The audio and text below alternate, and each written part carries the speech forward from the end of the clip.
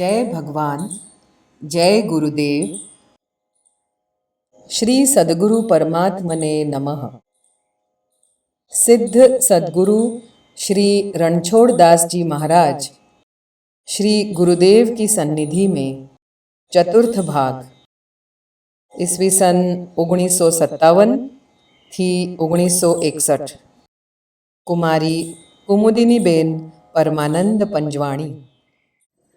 जय भगवान। पूज्य गुरुदेव के विषय में अब आगे आज का पहला शीर्षक है, परमार्थ मार्ग पर अनुकरण से कोई नहीं चल पाता। भ्रमण में एक दिन रसोई के समय श्री गुरुदेव कहते हैं, लाओ मैं आलू छिलकर आमनिया करूं और तुम लड़की पत्थर लाकर चूल्हा जमाओ। मैं चूल्हा बना रही थी, तब श्री गुरुदेव ने कहा, देखो देखो कुमुद, मैं कितना अच्छा ड्राइविंग कर रहा हूँ।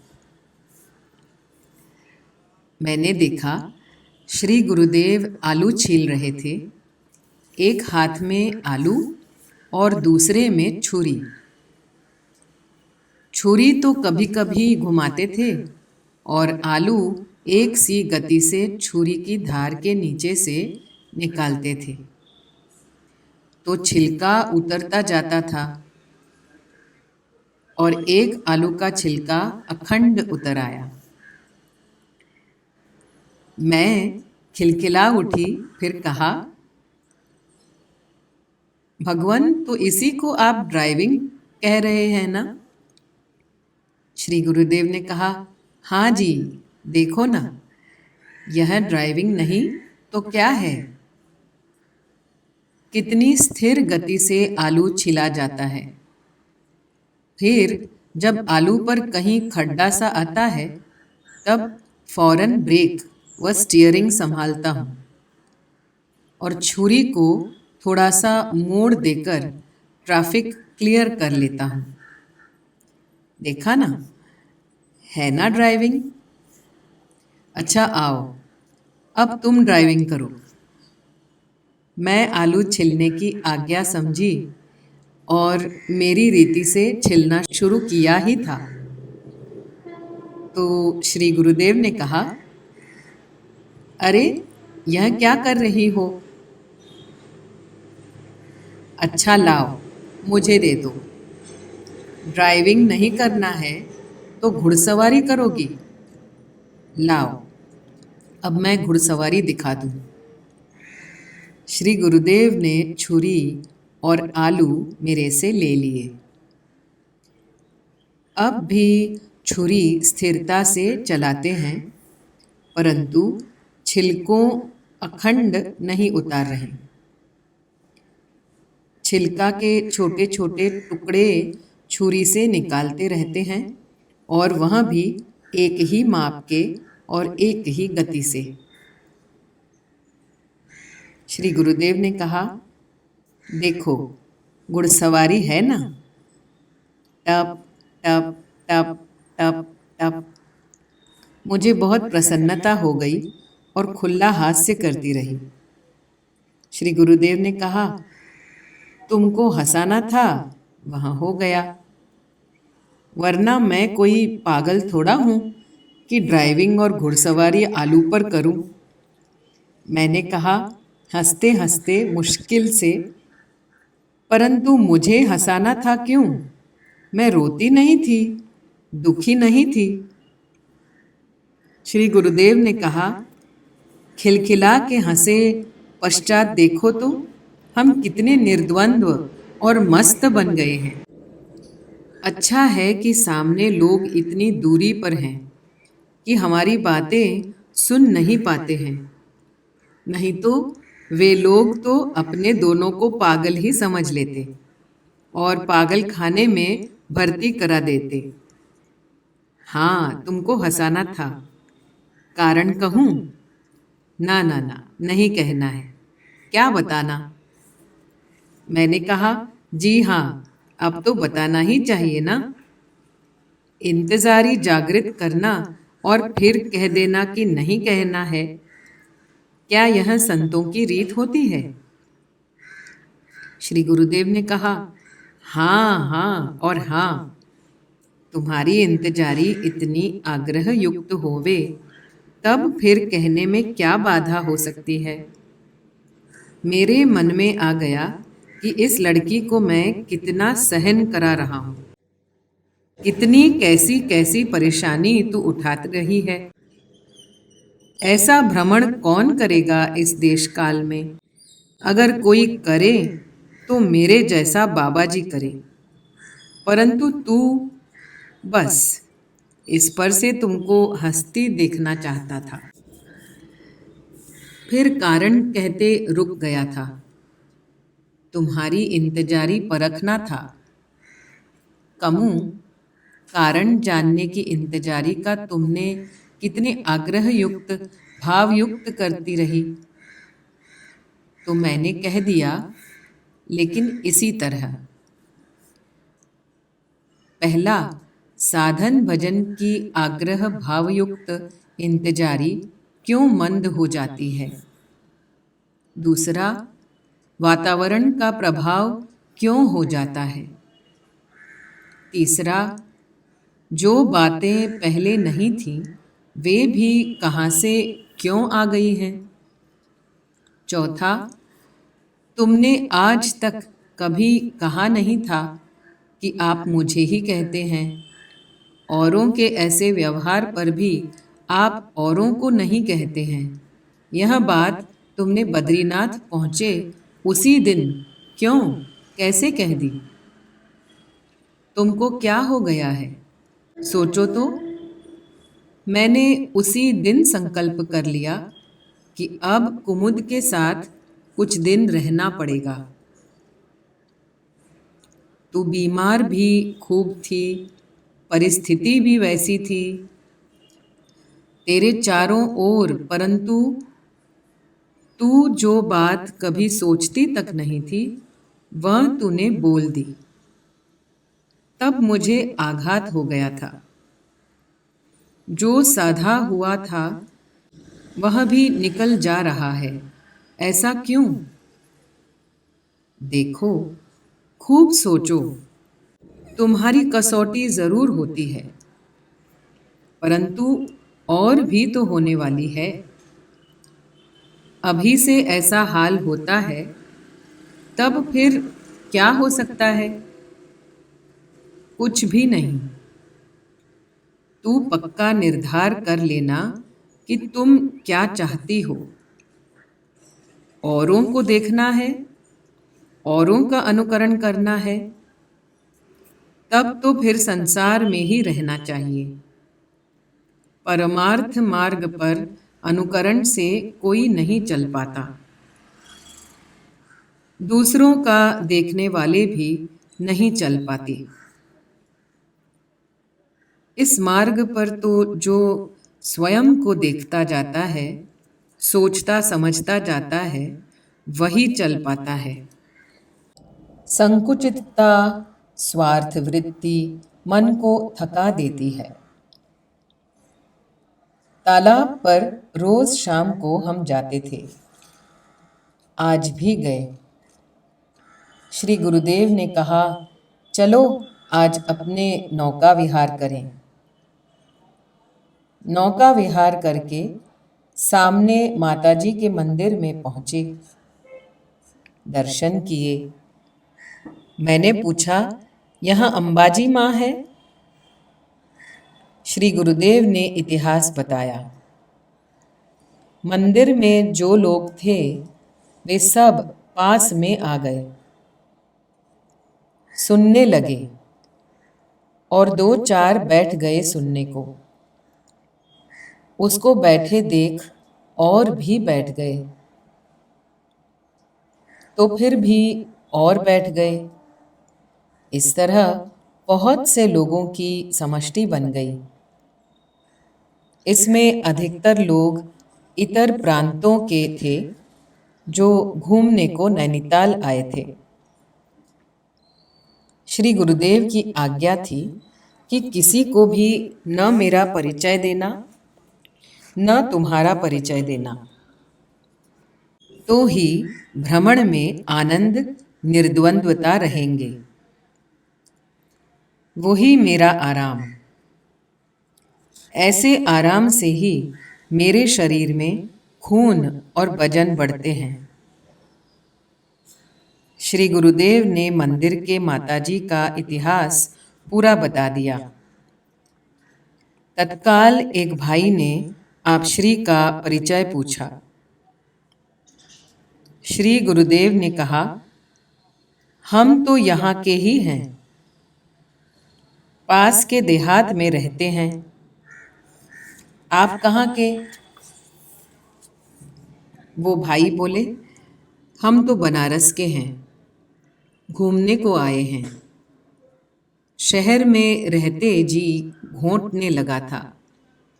ऐसे प्राकृतिक स्थानों में घूमने को चले आते हैं, तब मन को आनंद मिलता है।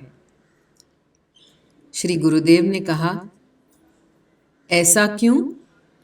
शहर में खाना पीना भी अच्छा मिलता है और घूमने का स्थान भी तो बहुत होते हैं। सिनेमा, नाटक, होटल आदि भी होते हैं। शहर में तो मनोरंजन आनंद के साधन ज्यादा होते ही हैं। यह सुनते ही 8-10 भाई और बहन एक साथ बोल उठे, शहर में शांति नहीं मिलती है मन को। फिर एक एक कहने लगे कि शहर के मनोरंजन से मन ऊब जाता है। श्री गुरुदेव ने कहा, ऊब जाना यह तो मन का स्वभाव ही है। एक भाई कह रहे थे, चाहे जो कुछ भी कारण हो, ऐसे प्राकृतिक स्थानों में शांति आनंद मिलते हैं मन को। घूमने का घूमना हो जाता है और दिनों की छुट्टी का उपयोग हो जाता है और हवा बदल हो जाता है।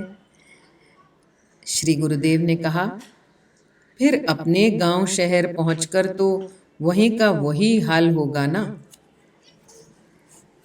वो भाई कह रहे थे, जी हाँ, रोटी तो कमानी ही चाहिए। फिर अगले साल घूमने को निकलेंगे तो फिर शांति आनंद। श्री गुरुदेव ने कहा, तुम्हारे शहर में रहकर भी वो आनंद शांति तुम रोज रोज अनुभव कर सकोगे यदि तुम चाहो तो। दूसरे भाई ने कहा, कैसे? हमको भी बताइए। श्री गुरुदेव ने कहा, देहातों में रहने वाले कुदरत प्रकृति के साथ रहते हैं। प्रकृति के विविध रंग, विभिन्न संकट दोनों को देखते हैं। प्रकृति से प्राप्त सुख भी और दुख भी दोनों सहते हैं। इसलिए देहातों में रहने वालों के मन और शरीर अधिक बलवान हो जाते हैं, तो उनके मन पर, शरीर पर साधारण दुख सुख का असर इतना नहीं होता है जितना कि अपने लोगों का होता है। देखो तो, मैं भी अभी अभी बहुत से बड़े बड़े शहरों में ही घूमता रहता हूँ, लेकिन देहातों के गौरव का मेरे मन में निश्चित स्थान है ही। अब मूल बात जो समझने की है वह यह है कि देहातों में सुख शांति है, शहरों में नहीं है। यह क्यों? मैं जब भी बंबई कलकत्ता जाता हूँ, तब शहर के रहने वालों के अंतरंग जीवन जानने को मिलता है। एक भाई कहता था कि मेरा मित्र दुखी है, कारण कि मित्र की पत्नी प्रतिकूल स्वभाव की है। यह तो एक दृष्टांत देता हूँ। मित्र पत्नी की बात कही, वैसे ही संघर्षों से आज जीवन भरा हुआ है। किसी का पति किसी का पुत्र, किसी का पिता तो किसी का भाई प्रतिकूल है। ऐसा आज अधिक मात्रा में देखने को मिलता है। यह क्यों है, इस पर विचार किया है कभी? हम शहरों में रहने वालों ने देहातों में रहने वालों का संपर्क कम कर दिया है। देहातों में चाहे हमारे माता पिता, चाचा आदि भी रहते होंगे, तो हम न उनको मिलने का देहातों में जाते हैं, न उन लोगों को शहरों में हमारे साथ रखते हैं। इस तरह हमारा जीवन संकुचित परिधि का बना देते हैं। तुम्हारा जीवन कितना? तुम, तुम्हारी पत्नी और ये तुम्हारे बच्चे। बस यही संकुचितता, स्वार्थ वृत्ति मन को थका देती है। तो फिर अंदर ही अंदर के झगड़े, वैमनस्य पैदा होते हैं। तुम्हारा जीवन का व्याप बढ़ाओ। स्व यानी आत्मा का वास्तविक स्वरूप पर विचार करो। ऐसा केंद्रित स्वार्थी जीवन वास्तविक मनुष्य जीवन नहीं है। अपनी परिधि में से बाहर निकलो। हम तो इतने में भी सुखी हैं। औरों को देखो और विचारो कि हमारे से और लोग कितने अशांत, कितने दुखी हैं। जो हमसे ज़्यादा दीन और दुखी हैं, उनके हमदर्द बनो। दीन दुखी भूखे को सहाय दो। बीमारों की सेवा करो। किसी को भी दुख न पहुंचाओ। जीव मात्र के हमदर्द बनो। सबको प्रेम करो। वाणी का संयम रखो। तुम मनुष्य हो तो दूसरे मनुष्यों को सुख पहुंचाओगे तो ही तुमको सुखानुभूति मिलेगी। आप अपनी पहुंच के परिमाण से अपने से जो नीचे स्तर पर है उनको ऊंचा ऊपर उठाने का प्रयत्न, इसी को जीवन का एक ध्येय बनाकर राहत प्रवृत्ति, सेवा प्रवृत्ति का प्रारंभ करें। सच्ची निष्ठा से करते रहोगे तो थोड़े ही समय में कितने ही तुम्हारे मित्र, परिचित, अड़ोसी पड़ोसी भी उसमें सहयोग देने लगेंगे। कोई भी एक छोटा सा देहात में ही सेवा कार्य शुरू करो। आज सब लोग बड़े बड़े को पूछते हैं। मैं कहता हूँ तुम लोग छोटे छोटे को पूजो। देहातों में रहने वालों को गले लगाओ, उनको ऊपर उठाओ। मैं भी पुराने काल का ही हूं ना। नैनीताल में एक बार श्री गुरुदेव ने कहा कि कमू, मुझे झोली और कुछ रुपए दे दो ना। आज मैं ही सब्जी मंडी तक घूम आऊं और मेरे मनपसंद सब्जी फल फलादिक ले आऊं। मैंने कहा, जी नहीं, आप घूमने को जाना चाहते हैं तो कहीं भी अपनी मस्ती से के मुताबिक घूम आइए। सब्जी लाने का काम तो मैं ही कर लूँगी। श्री गुरुदेव ने कहा, मैं क्यों न करूं? मैंने कहा, जी नहीं, आप क्यों करें, मैं तो हूँ सेवा में, फिर मैं क्या करूँगी?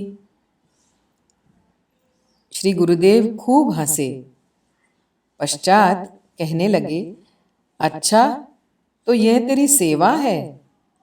अरे पगली, क्या सेवा का नारा लगाती है?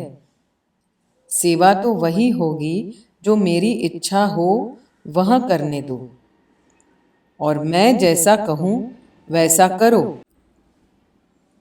आज मुझे सब्जी मंडी का आनंद लेना है, तो तू इसमें रुकावट डालने खड़ी है। मैंने कहा, जी ऐसी बात नहीं, परंतु मैं तो हूँ, फिर आप क्यों? श्री गुरुदेव ने कहा, नहीं कुमुद, तू बुरा मत मान। मैं मन से सब्जी मंडी जाना चाहता हूँ, और कारण पीछे मालूम पड़ेगा तुझे।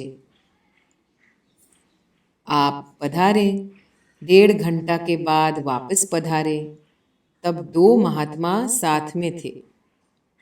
सब्जी में सेम, टमाटर, मटर लाए थे। पापड़ी रख दी, ऊपर छिद्र देखकर तुरंत वापस उठा ली, परंतु अंदर से दाने गिरने लगे। यह देखकर मैं बोली कि ये पुरानी है, इसलिए। श्री गुरुदेव ने कहा हंसकर, तो मैं भी पुराने काम का ही हूं ना। मेरे शरीर के रोम व चमड़ी, नाखून व बाल की जांच लेबोरेटरी में करा के देख। रिपोर्ट में यदि 400-500 साल के पुराने हैं ऐसा न आवे तो ही आश्चर्य।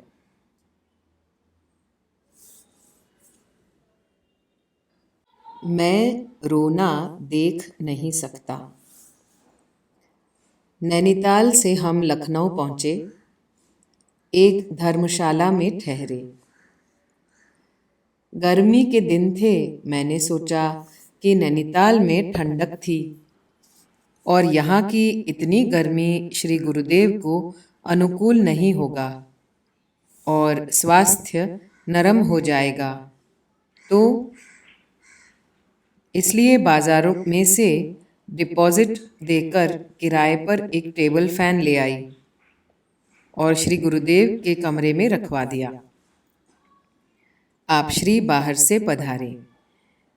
पंखा देखते ही बोले, वाह वाह, शाबाश, बड़े घर की लड़की का भगवान भला करे।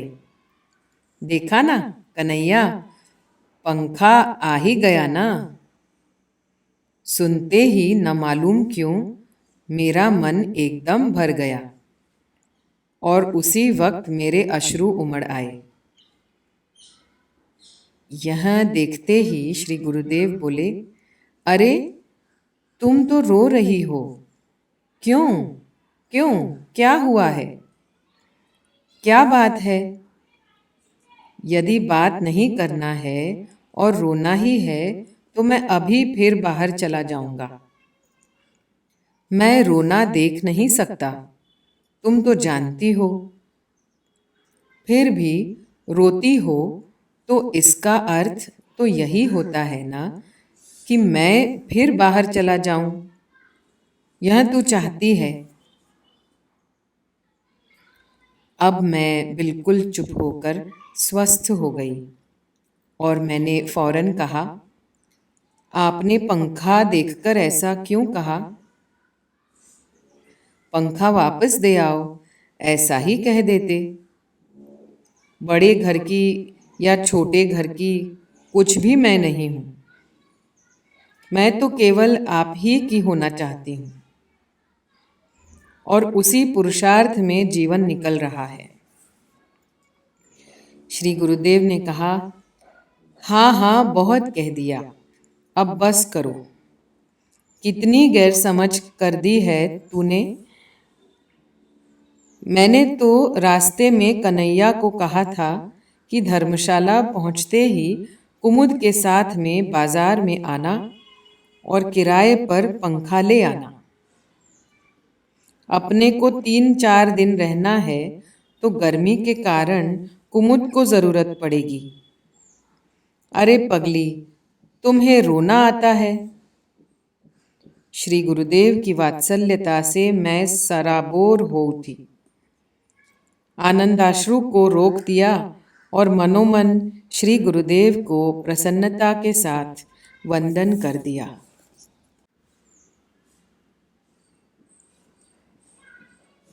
शांति प्राप्ति का सरल साधन।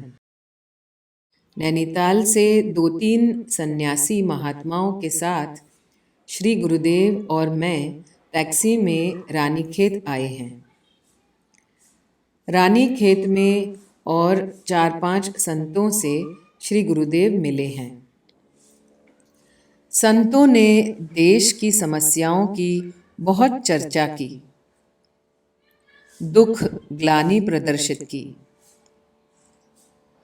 बातें करते थे, इतने में 3-4 मोटरें आईं और उसमें से उतरे लोग वहां ही आकर खड़े रह गए।